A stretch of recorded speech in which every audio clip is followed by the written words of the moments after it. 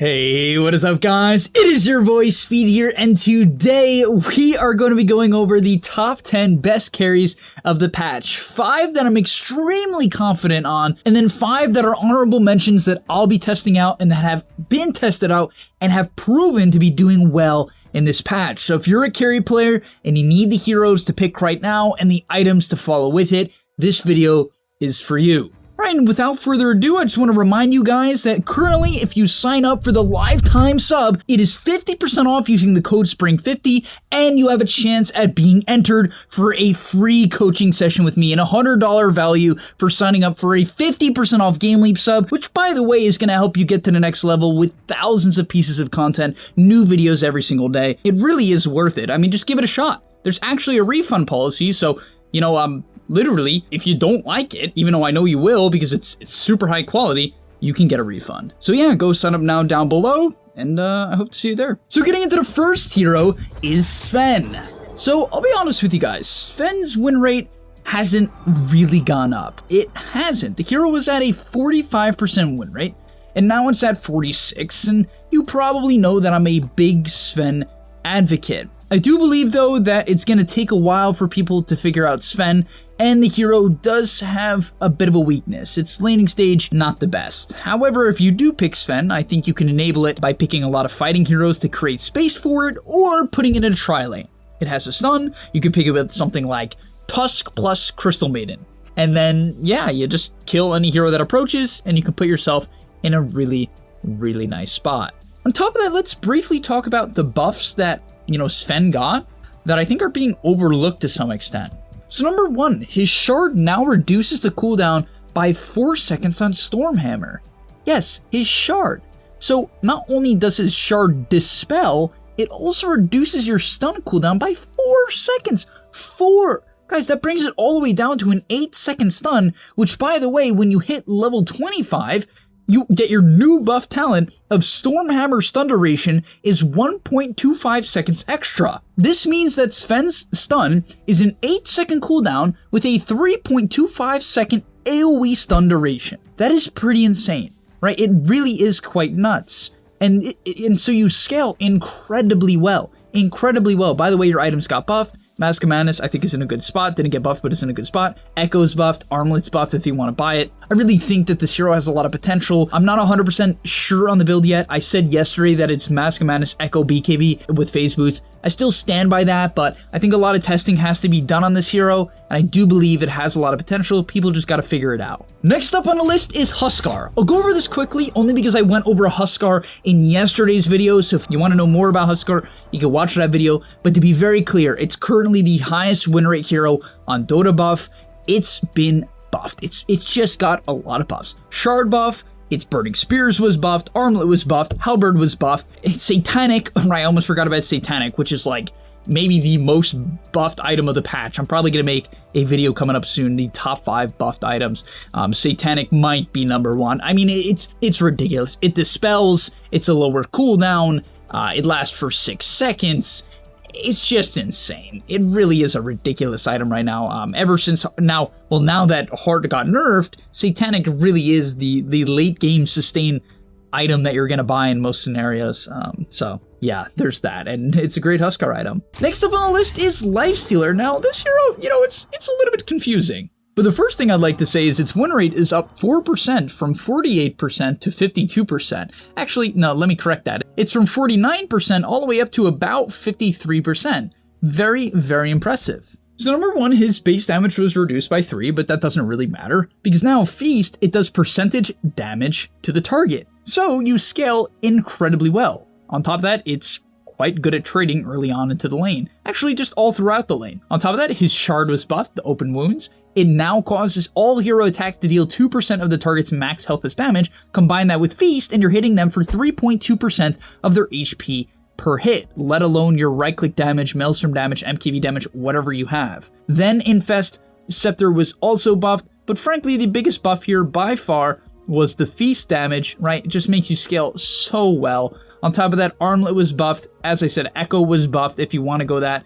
I think like just going something like Phase armlet wand with like a Deso, you're just gonna chunk people. You're gonna do some ridiculous amount of damage. I also think Mjolnir is probably a little bit better against higher armor team comps. Let's say the enemy team comp has a Naga or a PL or a Terrorblade. Mjolnir is fantastic because obviously you have, you know, magical damage, but on top of that, attack speed synergizes really well with Lifestealer now because of the feast change. And so building Maelstrom and into Mjolnir, as well as AC, is probably a better option, especially against the heroes I talked about with the new feast changes. Next up on the list is DROW. So DROW is one of the most buffed heroes of the patch. It's actually the second most buffed hero of the patch according to win rate. Now, what changed with DROW Ranger? So first off, her attack point was reduced, right? So she has a better animation on her attacks.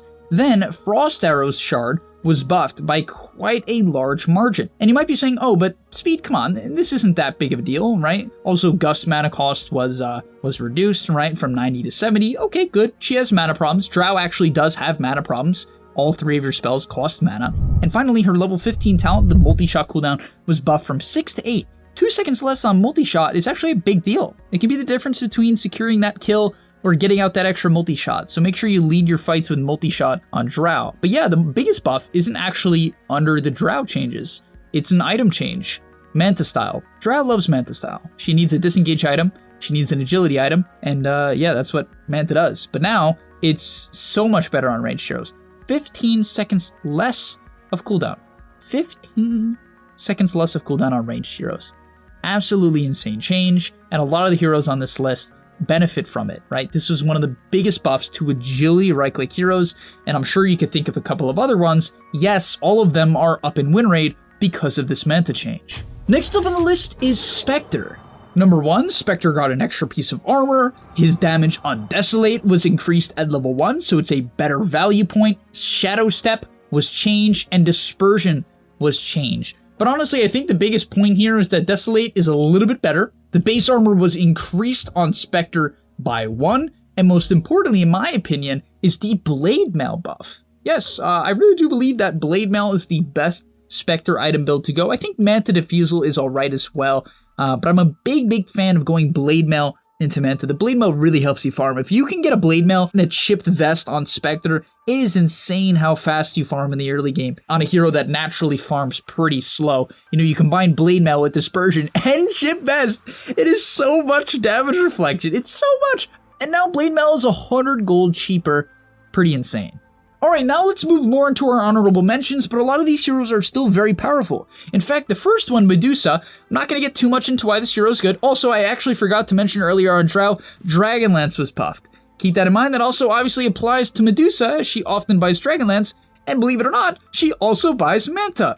Dragonlance into Manta on Medusa is a very powerful combination, and both of these items were buffed. On top of that, Medusa got a few changes, which, you know, I didn't know what to think of them at first, but number 1, she got a little bit of base HP regen, 0.25 at level 1. Okay, it's alright. You know, it adds up. After a minute, you're going to have 15 extra HP. Not the biggest of deals, but at the end of the day, it's going to help you out a little bit. It could be the difference between getting a kill or not, or dying or not. Then Mana Shield also passively provides mana.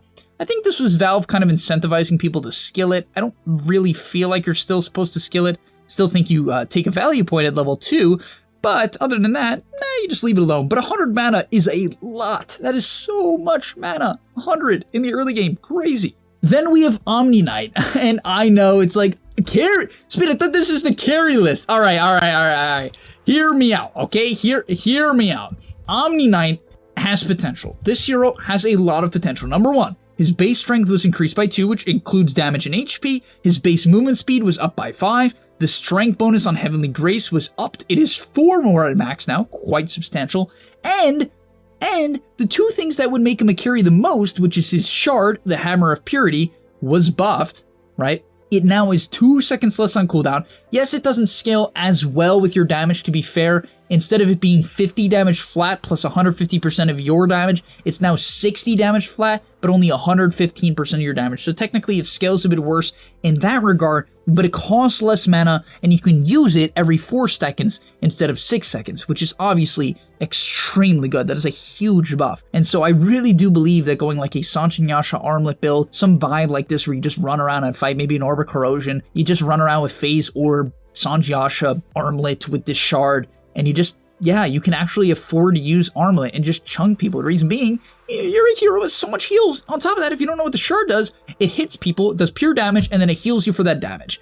It's really good. Then we have ABADDON, kind of on the same vein as OMNIKNIGHT. You're not really going to go armlet. I guess you could, but you don't really have sustain, not OMNIKNIGHT levels of sustain. But the reason why I think this hero is good is I really do love the new shard buff onto this hero. It makes your cooldowns 1 second less. And I know that might not seem like a big buff to carry ABADDON, but I really do believe it's quite huge. 1 second cooldown less on a hero that can easily buy shard, you know, you're going to get pretty farmed. You go Midas into Radiance into Manta, or Midas Radiance into Shard, and then what the Shard does is it decreases the cooldown, but also every time you hit someone with a Aphotic Shield, right, it pops, or you hit them with your Q, it applies a stack of Curse of the Avernus. And on the carry ABADDON, you're going to max your curse and play around right-clicking, and so there is so much value here. It is incredibly easy to silence people. It's actually ridiculous how easy it is to actually silence people with this build. And so, yeah, give it a shot. I really do believe it might be insanely good. Then we have BLOODSEEKER, a hero that's up about 2% win rate. Couple things to note, his backswing on Blood Rage was buffed. That's his Q. Now, on top of that, Rupture does 10% of the target's current health as damage on cast. It does do a little bit less tick damage, but I said this in my patch video, I'll say it again. I think this is a buff because people often TP out, and therefore instead of running away, you just do 10% of their HP, which could be quite a lot, especially in the late game. That could be 300 damage. And finally, last but not least on the list is a hero that, yes, is below 50% win rate, but I think has potential. All right, I'm going to make a video of this, so go on the website if you want to see this. It's quite the interesting game. But I played a game of Faceless Void Carry, and I went Hood into Yasha into Diffusal. There were so many scenarios where I lived on 200, 100 HP and got my Q off, because Hood is so dang cheap. Now, if the enemy team is physical damage, buy a Vanguard, but you go Vanguard Hood into a Yasha, into a Diffusal. I also picked up an Orb of Corrosion, which I think is important as well, just so you can brawl early on into the game. Now, what is your skill build? You got to hear me out on this. Okay, you're going to max your Q, right? You want to buy Orb of Corrosion, max Q, and just hit people a ton. Also buy a Wand Shreds, right? Orb of Corrosion with the Hood. Then you're going to max your Q, take a Value Point and Bash at level 4. So I think the skill build at level 1, level 2 is QW. Take your Time Dilation at level 2 because now it does damage. In fact, even if they use only one spell, it does about 70 damage. 2 spells, it does 140 damage, and it slows them by 10% per spell. It's incredibly good at trading and does a lot of damage. On top of that, against certain heroes that are spammy in nature, right, like Timbers and Weavers and Linas, if you W them, they can trade with you. So it's a buff in that regard as well. And then, yeah, you just become really, really tanky. At level 10, you have a Strength talent, and you're going to notice that you don't really do some incredibly large amounts of burst damage. You're not a Mask of Madness Maelstrom Faceless Void, but what you will notice is that you can just sustain the fights. You can frontline for your team, and hopefully you want to pick heroes like Pugna, Skywrath, you know, DROWs. I think you could even pick Void as an offlaner potentially. I know that sounds kind of insane. That's probably a little bit risky, but just range heroes, right? Anyone who can follow up in the Chrono, even a Darkseer team. I could see Darkseer being incredibly good here, right? Because you have that consistent source of damage on a melee hero that can run around, stay on top of people, and tank the damage. That's probably a really nice combo. Also, Vacuum with the Chrono is great as well. And so there is so much potential here. I really do believe that, you know, considering the hero went up 3% win rate already, it is a definite buff. But at the end of the day, when people are going to start figuring out what to buy as well, this hero might be potent. And yes, you can still go Mask of Madness into Maelstrom. But alright, thank you guys so much for watching. I hope you enjoyed, and I wish you the best of luck in your carry games. There's still a lot of things to figure out about this meta, and I'm really excited to do it and bring it to you here on this YouTube channel. So if you haven't already, like the video, subscribe, and I'll see you in the next one. Peace. And that's all, but remember, before you leave, come on, before you tune out, subscribe to the GameLeap website where we are going to help you get to the next rank. If you're stuck, click the link down below, and I'm out. Peace.